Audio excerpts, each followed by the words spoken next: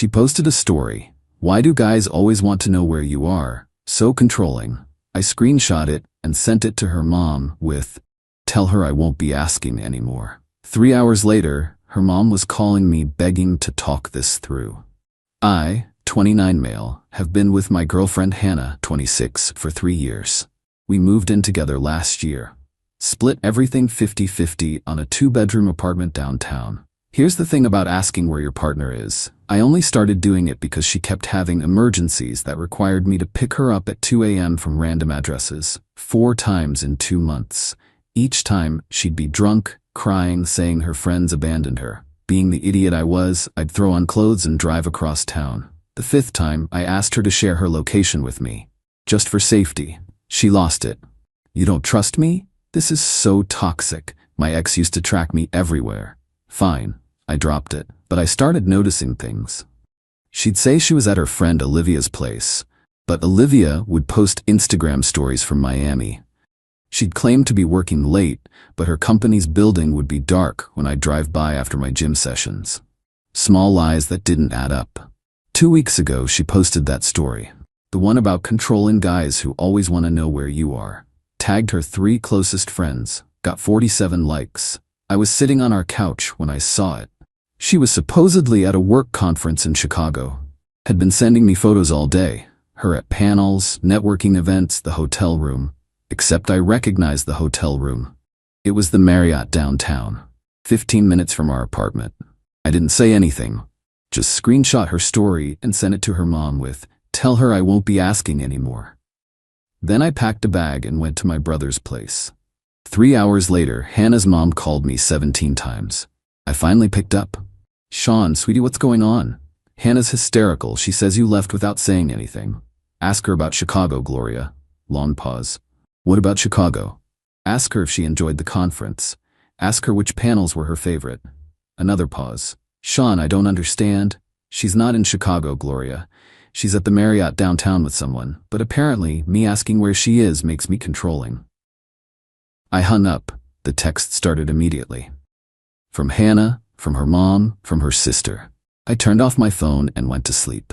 The next morning, I had 73 missed calls and over 200 texts. I only read one from her mom. "I'm so sorry. I had no idea." Here's what I learned later. Hannah had told her family I was possessive, jealous, always accusing her of cheating. She'd been building this narrative for months, setting me up as the bad guy, so when things ended, she'd be the victim. What she didn't count on was me having receipts. Update 1. It's been 5 days since I left. I'm still at my brother's place. His couch sucks, but it's better than the alternative. I went back to the apartment yesterday to grab more clothes. Planned it for 2 p.m. when I knew she'd be at work. Used my key, walked in, and found her best friend Catherine on my couch. In my Columbia Law hoodie. Eating my leftover Thai food. "Oh, you're here," she said, not even looking up from her phone. "Yeah, Catherine, I live here. Hannah said you moved out. She said I could use the place for a bit since she's away." "Away? In Chicago?" I asked, my voice dripping with sarcasm. She shrugged, suddenly looking uncomfortable. "Well, this is awkward. Christian's in the shower." Christian, her boyfriend of 4 years, in my shower. So this was the new arrangement. While Hannah was off doing God knows what, she'd offered up our apartment, the one I paid half the rent for, as a cheap motel for her friends. Another layer of disrespect I hadn't even considered. I grabbed my clothes and left, but not before taking photos of everything. The state of the apartment. Catherine in my hoodie. Even managed to catch Christian walking out of the bathroom in a towel, looking like a deer in headlights. That night, Hannah called from her actual number, not the Google Voice one I discovered she'd been using. "You need to stop harassing my friends." Harassing? I went to my apartment that I pay rent for, the one you're apparently loaning out to Catherine and Christian? I was doing her a favor. You abandoned me. You don't get to just walk back in whenever you want. Hannah, you were supposed to be in Chicago. Remember? The conference? The one you sent me photos from? Silence. Then, "I don't have to explain myself to you. You're the one who involved my mother in our personal business." "Right.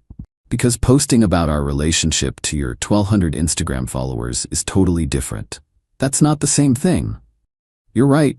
It's not. Your mom actually cares about you. Your Instagram followers just want drama. She hung up. 20 minutes later, I got a text from an unknown number. Stay away from the apartment or I'll call the cops. I forwarded it to my lawyer buddy Austin. His response, LMAO, she can't ban you from your own place. Save everything. So I did. Every text, every email, every Instagram story, built a nice little folder on my laptop labeled evidence. The best part? She kept posting. Stories about toxic exes who can't let go, and when you realize you were in an abusive relationship. Each one more dramatic than the last. Her friends ate it up. Comments like, you deserve so much better, and he never deserved you, queen. Meanwhile, her mom kept texting me. Apparently, Hannah told her the Chicago thing was a misunderstanding. She was there for work, but came back early. The hotel room was from a different trip. Gloria, I texted back. I have her location history from our shared Netflix account. She logged in from the Marriott Wi-Fi at 11:47 a.m. on Tuesday. The conference started at 9 a.m. in Chicago. It's a 3-hour flight. No response. But here's where it gets interesting. Remember Catherine's boyfriend Christian, the one showering in my apartment? He reached out yesterday. Hey man, weird question. Has Hannah been staying with Catherine lately? Catherine said she's been at her place all week helping her through the breakup, but I went by yesterday and no one was there. I stared at that message for a full minute. Then I responded, Christian, when exactly did you go by Catherine's place? Around 8 p.m. Why 8 p.m.? When Catherine was supposedly comforting my abusive ex. No reason, I replied. But you might want to ask Catherine where she was on Tuesday afternoon. Maybe check your credit card statements for any charges at the downtown Marriott too. He went quiet after that. But this morning, Catherine's Instagram went private and she unfollowed Hannah. Dominoes, meat falling. Update 2. Gloria showed up at my office today. Full suburban mom battle mode, designer sunglasses, Starbucks in hand, determined look that said, we're going to fix this. Sean, we need to talk. Gloria, I'm at work. I know, I'm sorry. But Hannah's falling apart, and I think there's been a huge misunderstanding. I looked at her. Really looked at her. This woman who'd treated me like a son for 3 years, who'd welcomed me to every family dinner, every holiday, who was now here trying to salvage her daughter's relationship. There's no misunderstanding, Gloria. Your daughter is seeing someone else. Her face crumpled a little. She says it's not like that. She says you're being paranoid, that you've been accusing her of things for months. Did she tell you about the location sharing app? The one she insisted we both install 6 months ago for safety? The one where I noticed her own location was frequently unavailable while she was checking mine 12 times a day? Gloria blinked.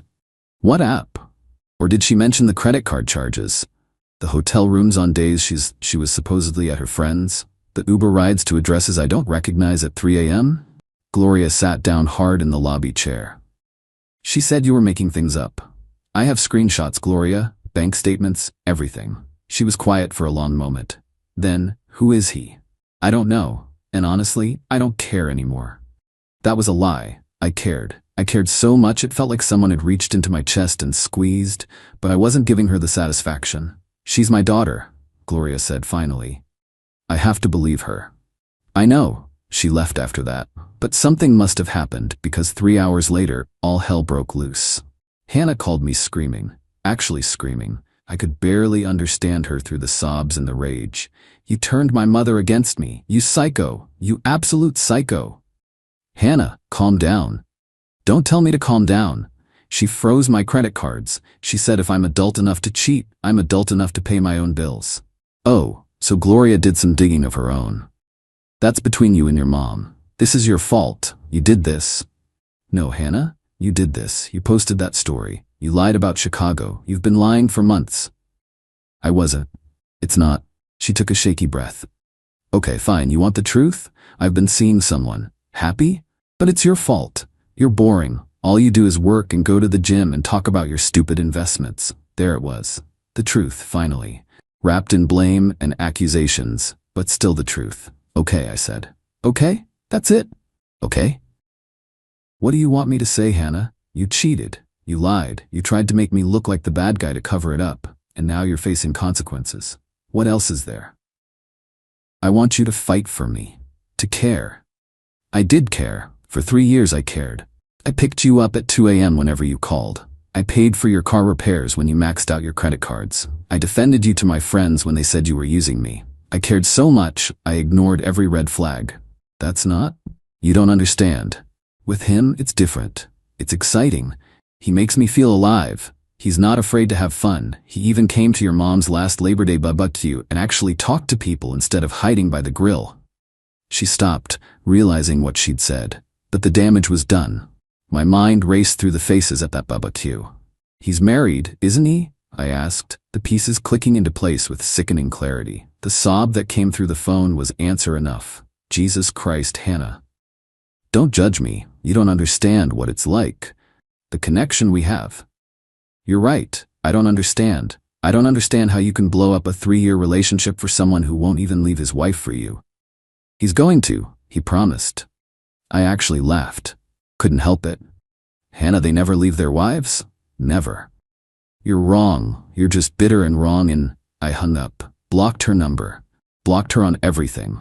But I did text Gloria one last thing. Ask her about the married man she's seeing. She mentioned he was at your Labor Day barbecue. I'm sure you can figure it out from there. Because here's the thing about secrets. They're like water. They always find a way out. And I had a feeling Hannah's secret was about to flood everything. Update 3. It's been 2 weeks since my last update. 2 absolutely insane weeks. Remember when I told Gloria to check the guest list from her Labor Day barbecue? Yeah. That was a grenade I didn't expect to explode quite so spectacularly. The married man was Gloria's best friend's husband, Olivia's husband, Lawrence.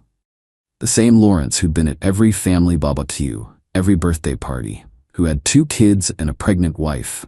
Gloria found out when she checked Hannah's iPad, still logged into the family account. Messages going back 8 months, photos, videos, plans to meet at that Marriott downtown whenever Olivia was at her prenatal appointments. The fallout was nuclear. Olivia showed up at the apartment while I was there grabbing the last of my stuff. Hannah opened the door, saw her, and tried to slam it shut. Olivia caught it with her hand. "You little bitch," was all she said before Hannah started screaming for help. I stood there in the hallway, holding a box of my books, watching this 38-year-old pregnant woman stare down my ex with more fury than I'd ever seen. "Olivia, please," Hannah started. Don't you dare. I trusted you. I invited you to my home. You held my son at his baptism. It just happened. We didn't mean for 8 months? For 8 months it just happened?" Hannah was crying now. Ugly crying. The kind where snot runs down your face and you can't catch your breath. "He said you were getting divorced. He said you hadn't been intimate in years." Olivia laughed. Actually laughed. "I'm 7 months pregnant, you absolute moron." She turned to me then. "Sean, I'm sorry. I'm so sorry you got caught up in this." I just nodded. "What do you even say to that?" Olivia left after that, but not before letting Hannah know that Lawrence had already been served with divorce papers and that her actions would have very serious, very public consequences in the divorce proceedings. Yeah, apparently destroying a family when there's a baby on the way doesn't play well in court. Who knew? The next few days were a blur of texts and calls. Hannah's friends suddenly weren't so supportive when they found out about Lawrence. Turns out, following your heart isn't as romantic when it involves destroying a pregnant woman's family. Her Instagram went quiet. No more empowering quotes about toxic exes. No more dramatic stories about surviving abuse. But the real kicker came last Tuesday. I got a call from our property manager. Hannah hadn't paid her half of the rent. When they called her, she said I was handling it now since I abandoned her. I sent the property manager our text exchanges, where she told me to stay away. Then I paid my half, and only my half. An hour later I got a call from a blocked number. It was Hannah, crying, begging, "Sean, please, you have to help me. I can't make rent." That sounds like a Lawrence problem. Lawrence is gone. He went back to Olivia to try and work things out for the kids. His lawyer told him to cut all contact with me. His assets are frozen. He's not helping. "Please, Sean, I know I messed up, but we had 3 years. Doesn't that mean anything?" "It meant everything," I told her, "until you decided it meant nothing." I hung up. I heard from the property manager again yesterday. Hannah was being evicted.